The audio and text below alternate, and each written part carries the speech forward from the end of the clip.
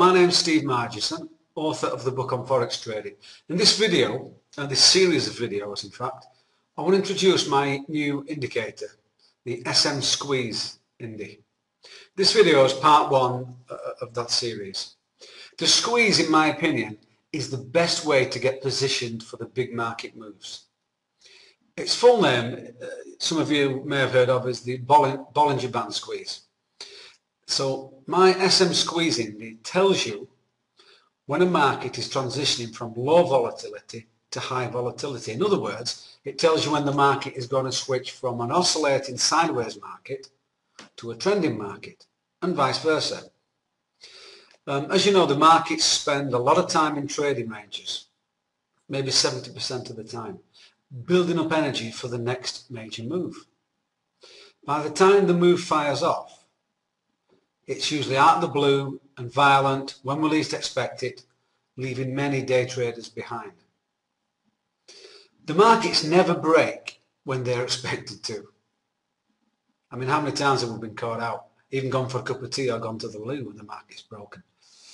And they will do so only when they are good and ready, and when the greatest number of traders are unprepared. So as traders, we need to be positioned ready for when the market volatility increases.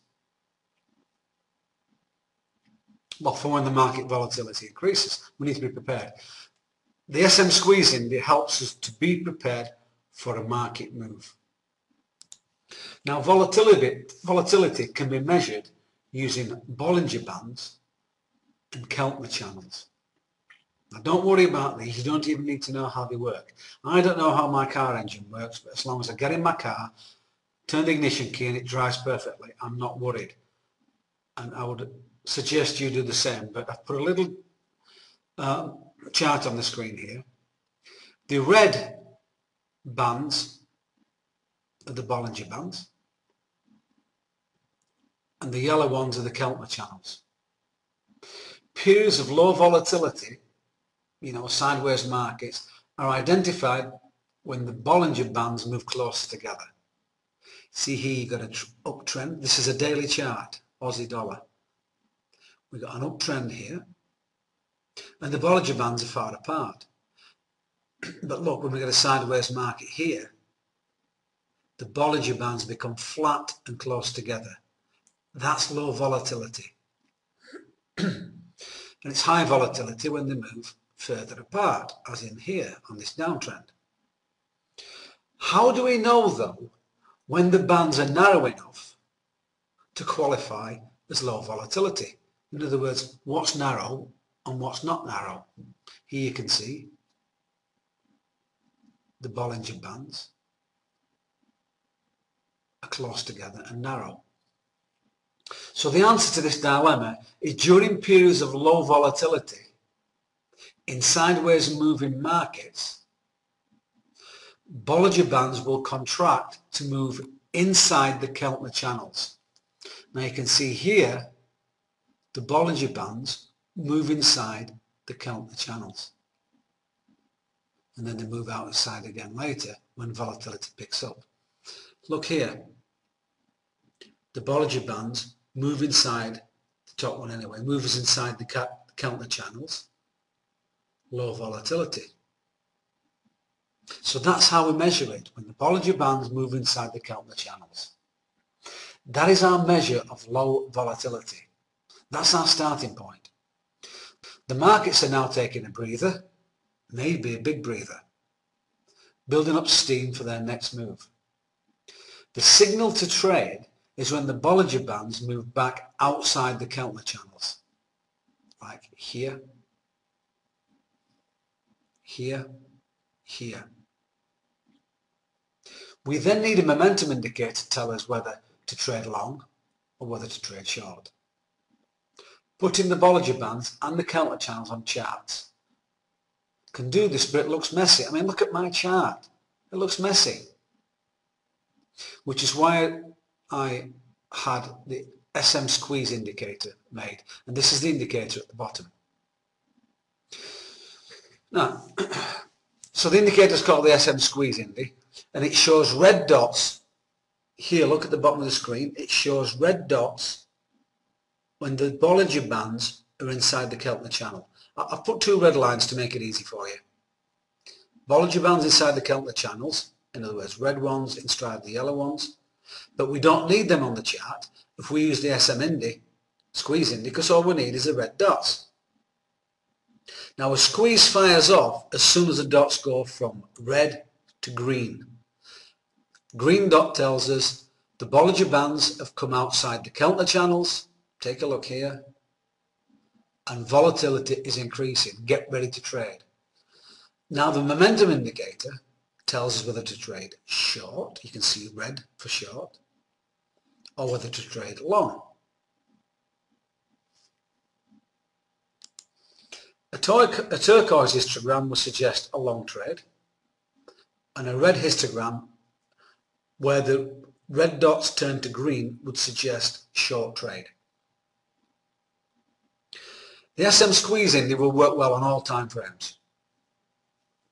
It's very useful on higher time frames because, for instance, if a squeeze fires off long on a 1 hour chart, it would prevent me from taking trades short on lower time frames until that squeeze is played out. Likewise, if a weekly squeeze fired off, I wouldn't trade short trades. Well, if a weekly squeeze fired off long, I wouldn't take short trades on the daily or 4 hour charts. I wouldn't go against the squeeze. Also, as a day trader, I've learned one golden rule if I'm trading lower time frames. Never fight the 5 minute squeeze. So let's have a look at this chart.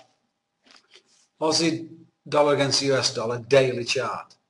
Now, you can see from 16th of February till the 11th of March, that's that gap there. The market is in low volatility, build up energy for a major move. It's a long time. Look at the red dots.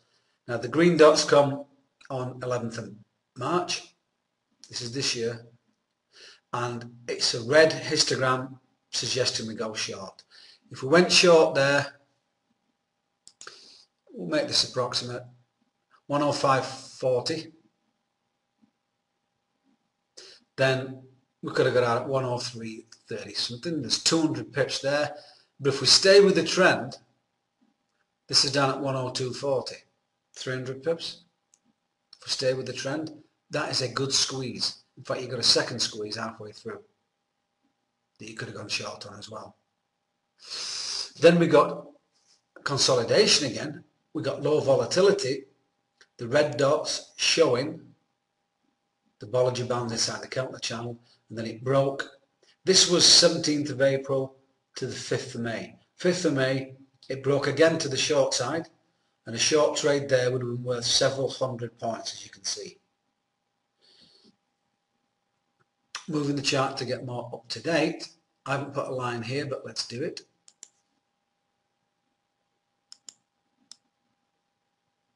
We've got some low volatility here, and again a squeeze to the downside.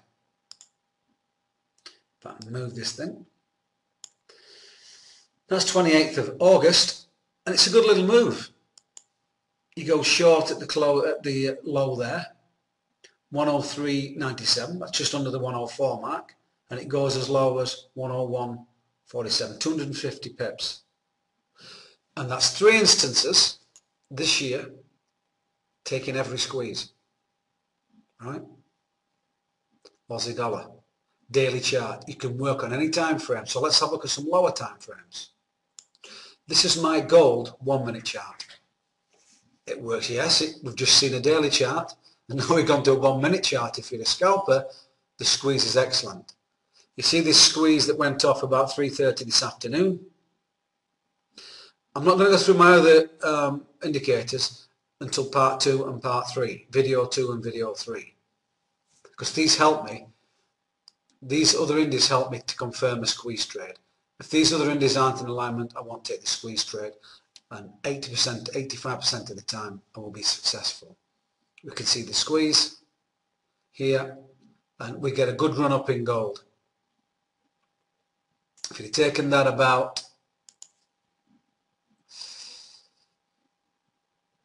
17.25. It got as high as 17.29. That's 40 pips, isn't it? That's a good trade on gold. We had another one earlier in the day. I've marked this for you as well. And this video is getting long, so I'm going to need to make a move here.